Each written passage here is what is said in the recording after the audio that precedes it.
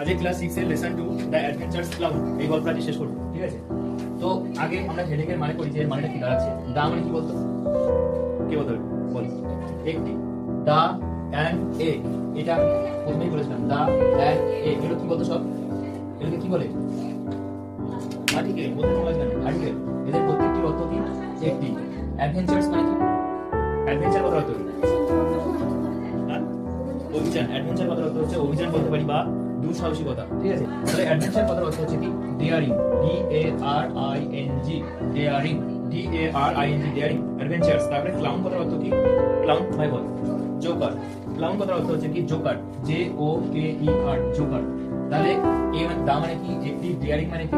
দুঃসাহসিক, দুঃসাহসিক, জোকার মানে হাস্যকর, যে হাসায় আমাদের, ঠিক আছে? তাহলে দা অ্যাডভেঞ্চারস ক্লাব।